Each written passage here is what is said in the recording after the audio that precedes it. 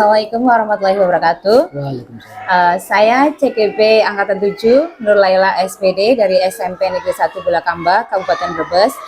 Di sini bersama Bapak Sunanto akan melakukan kegiatan percakapan pasca observasi, di mana untuk kegiatan observasi sendiri sudah dilaksanakan sebelumnya ya Pak.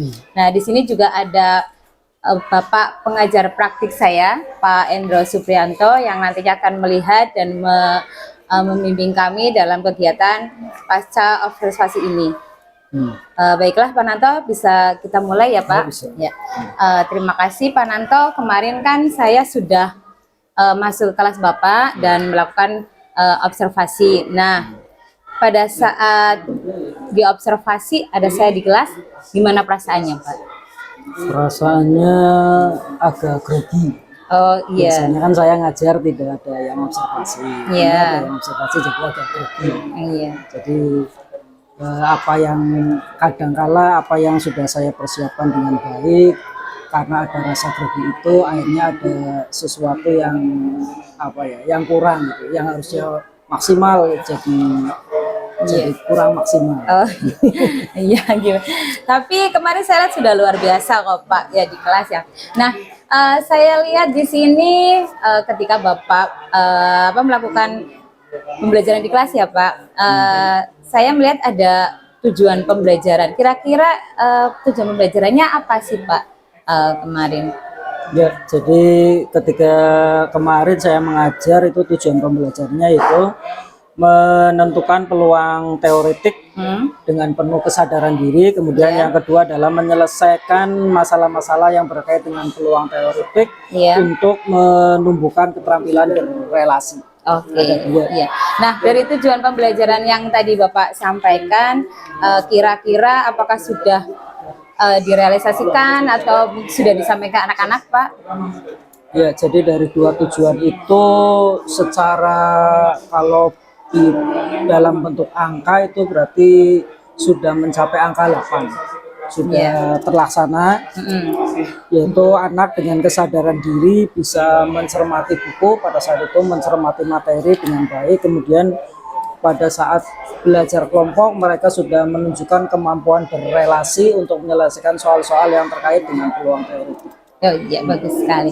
Nah, tadi tujuan berarti kan sudah mulai 80% ya Pak, masuk ya tujuannya. Nah, untuk proses pembelajarannya sendiri bagaimana Pak untuk mencapai tujuan tersebut?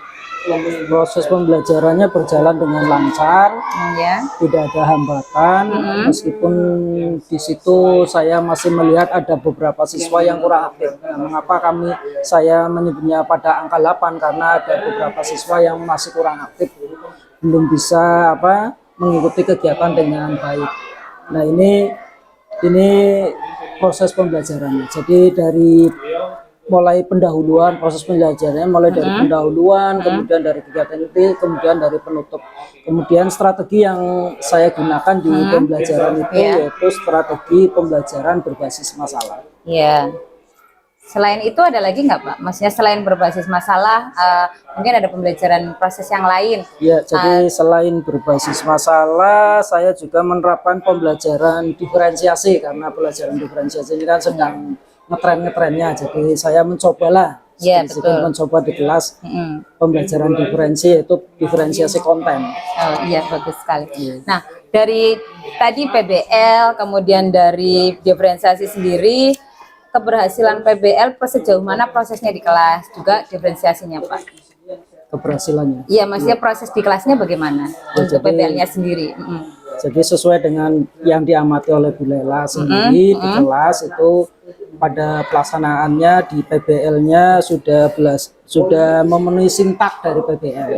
Jadi sintak-sintak yang dari PBL saya coba dilaksanakan di pembelajaran itu sesuai dengan RPP yang saya susun. Kemudian dari diferensiasinya tadi saya sudah menyebutkan bahwa diferensi yang coba saya terapkan di pembelajaran itu yaitu diferensiasi konten. Iya, diferensiasi konten sendiri itu menurut Pak Nanto yang seperti apa Pak?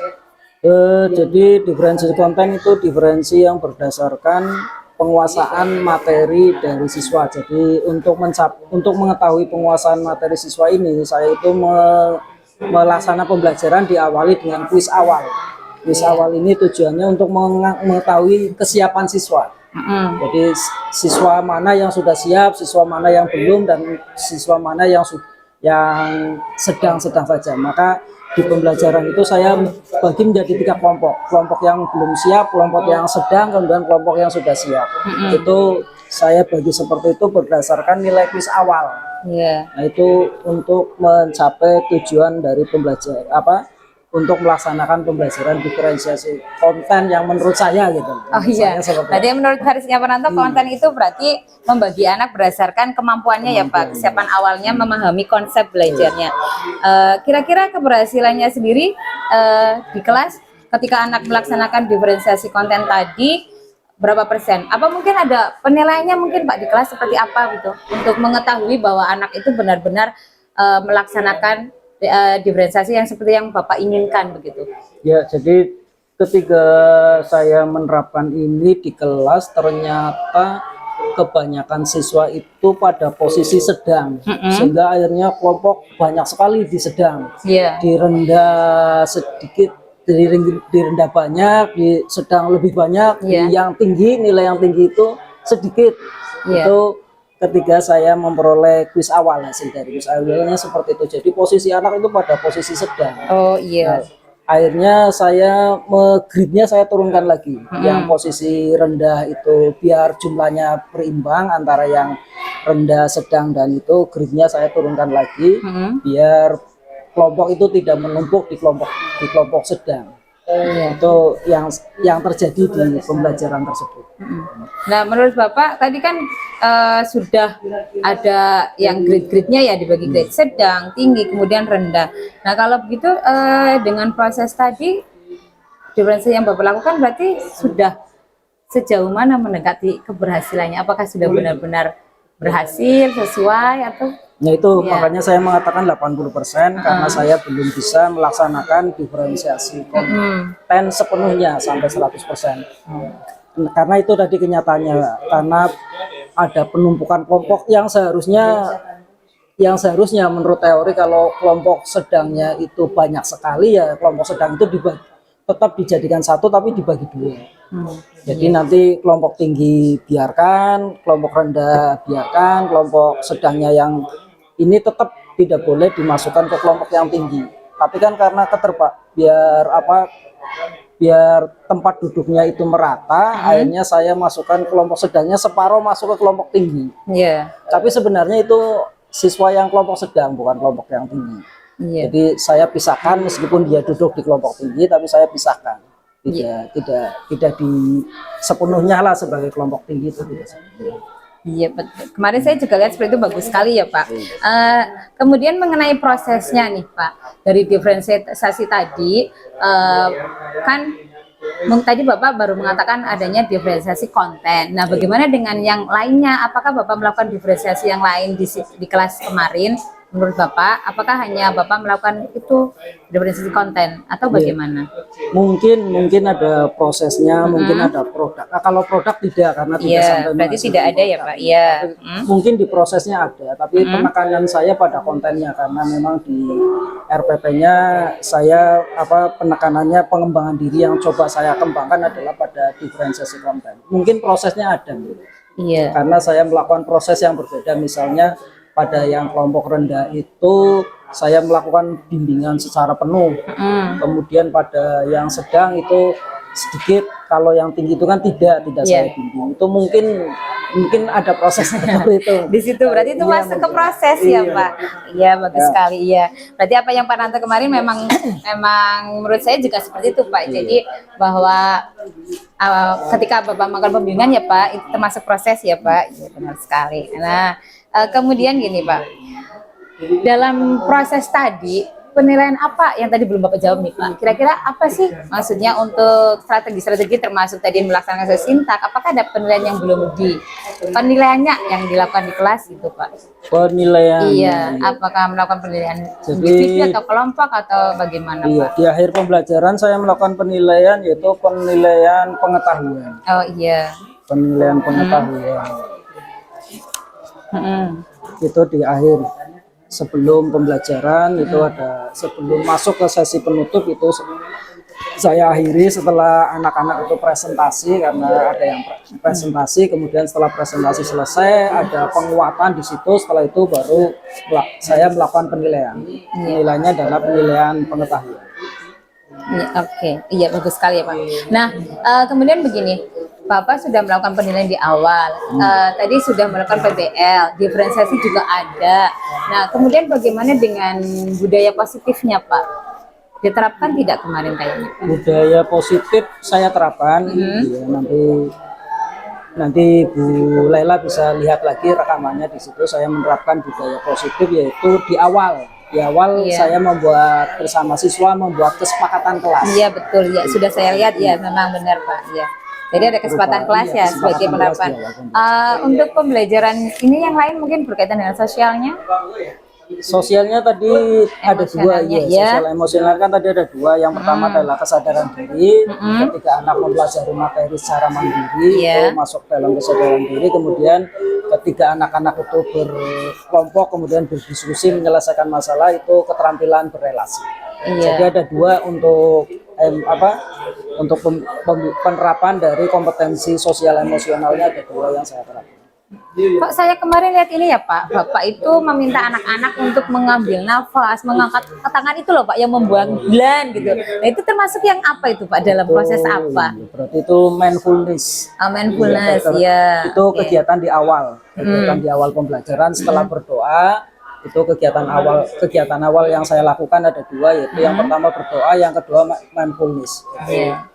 Itu kegiatan ketiga menyegarkan lah biar siswa itu siap, kemudian siap menerima pelajaran. Itu diawali dengan kegiatan seperti itu. Iya bagus sekali. Nah, saya memang melihat kemarin luar biasa Pak Nanto. Kemudian ini tadi Bapak menyatakan bahwa proses yang berlangsung di kelas itu hanya bisa, mungkin menurut pendapat Bapak sendiri adalah berlangsung keberhasilannya 80%. Nah, kira-kira strategi apa ke depannya yang akan Bapak gunakan agar yang 80% tadi bisa sampai 100% Pak? Strateginya? Iya, mungkin dari medianya atau bagaimana Pak? Iya. Kelihatannya nanti saya akan memaksimalkan di LKPD-nya. Oh iya. Saya melihat itu LKPD-nya masih belum maksimal, karena di situ di LKPD-nya siswa itu masih belum paham. Kelihatannya petunjuk, instruksi dan sebagainya lebih diperjelas lagi, perlu kejelasan lagi di situ di LKPD. Kemudian pada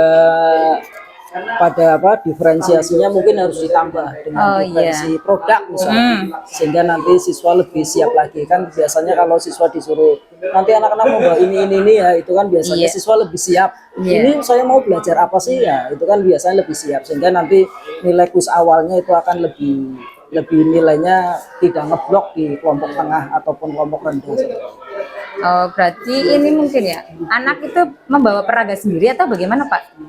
Iya, jadi kan kalau berkelompok itu kan kalau kelompok biar lebih kan itu siswa memanfaatkan alat peraga yang, kalau ingin membuat produk biasanya saya itu memanfaatkan alat-alat dari benda bekas yang ada pada siswa. Misalnya ketika pembelajaran peluang itu kan bisa membuat ini ular tangga sendiri, itu kan bisa dibuat dari kertas bekas, kemudian dibuat ular tangga, itu kan bisa. Jadi tidak perlu beli di depot atau di mana, itu bisa membuat sendiri ular tangga. Iya, bagus sekali ya Pak. Berarti dengan itu kan anak-anak mungkin lebih antusias ya, kalau misalnya ada alat peraga yang bisa digunakan di sini ya. Memang luar biasa idenya. Nah, untuk materinya, medianya tadi kan Bapak sudah menambahkan ya kemarin, ya bagus sekali. Kemudian apa yang bisa Bapak simpulkan dari pembelajaran kemarin kira-kira Pak?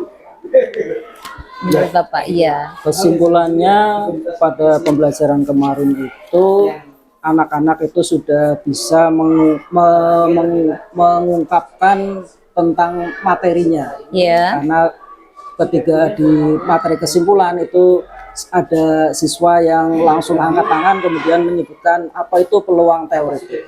Itu kesimpulan yang pertama. Kesimpulan yang kedua, pada pembelajaran kemarin anak-anak sudah bisa menyelesaikan masalah-masalah yang terkait dengan peluang teoretik. Iya, oke. Menyelesaikan. Nah, tadi Berarti Bapak sudah mengatakan bahwa kesimpulannya sudah siap lah mengikuti, kemudian sudah bisa menyelesaikan, dan mungkin kedepannya ini ya Pak, Bapak bisa menggunakan, menurut Bapak sendiri tadi ya bilang apa, menggunakan media atau peraga ya yang lebih baik lagi ya. Baiklah Pak Nanto, tadi di sini saya sudah membuat catatan bahwa tadi tujuan pembelajarannya sudah Bapak sampaikan, baik secara lisan maupun tulisan, betul Pak? Ya betul, oke. Kemudian berikutnya saya juga mencatat bahwa untuk model pembelajarannya Bapak gunakan adalah pembelajaran berbasis masalah, kemudian juga pembelajaran berdiferensiasi, gitu. Ya. Dari pembelajaran berdiferensiasi tadi Bapak sudah mengatakan ada pembelajaran diferensiasi konten, kemudian ada proses ya Pak yang tanpa disadari memang sudah dilakukan, betul ya. Untuk produknya sendiri Tidak. oh tidak ada, baik. Kemudian untuk pengelolaan kelasnya saya rasa Bapak luar biasa sudah memasukkan budaya positif di situ ya Pak. Ya, kemudian ada apa tadi, mindfulness ya, benar sekali. Kemudian juga ada penerapan PSE. Iya, iya baik sekali. Nah, dari keberhasilan tadi karena kata Bapak hanya mencapai berapa tadi Pak? 80%. Nah, berarti hanya ini ya Pak. Apa? Ada strategi tambahan mungkin. Iya, baik sekali. Oke, baik sekali, strategi tambahannya luar biasa. Semoga untuk pertemuan berikutnya bisa diterapkan ya Pak ya. Terima kasih atas waktunya. Sudah bekerja sama dengan saya. Nah, kemudian sekian dari kami. Terima kasih. Assalamualaikum warahmatullahi wabarakatuh. Waalaikumsalam. Yes,